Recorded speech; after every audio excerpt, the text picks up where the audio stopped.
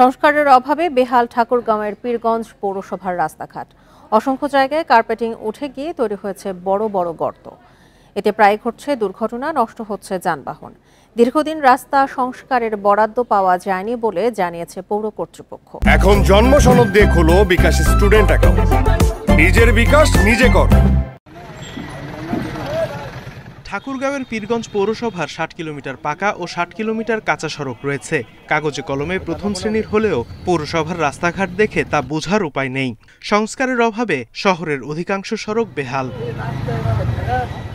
অসংখ্য জায়গায় কার্পেটিং উঠে গিয়ে বড় বড় গর্তের সৃষ্টি হয়েছে। শহরের পানোয়াপাড়া, মুন্সিপাড়া, জগথা ফকিরপাড়া, মিত্রবাটি, রঘুনাথপুর, ভেলাতৈর, জগথা স্টেশন পাড়া সহ বিভিন্ন মহল্লার প্রায় সব রাস্তায় ভাঙাচোরা। বিভিন্ন যানবাহন চলছে ঝুঁকি নিয়ে, প্রায়ই ঘটছে দুর্ঘটনা।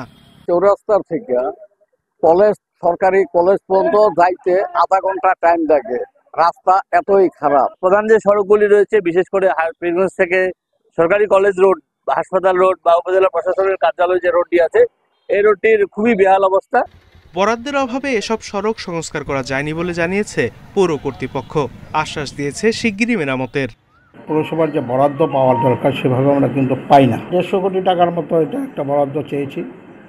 সেই বরাদ্দটা যদি আমরা পেয়ে যাই, যত টাকাই পাই না কেন, পেলে কিন্তু আমাদের অনেক রাস্তায় আমরা জরাজীর্ণ রাস্তাগুলোকে আমরা মেরামত করতে পারবো। শীঘ্রই RUTDB নামে এক প্রজেক্ট এখানে চলমান হবে। যদি এটা চালু হয় তাহলে এখান থেকে, এই প্রজেক্ট থেকে অনেক বরাদ্দ পাওয়া যাবে। সেখানে অনেক সবগুলো বেশিরভাগ রাস্তাঘাট এবং ড্রেন সহ জলাবদ্ধতা নিরসন করা সম্ভব হবে। দ্রুত সড়কগুলো মেরামত করে ভোগান্তি কমানোর দাবি পৌরবাসীর। Independent news.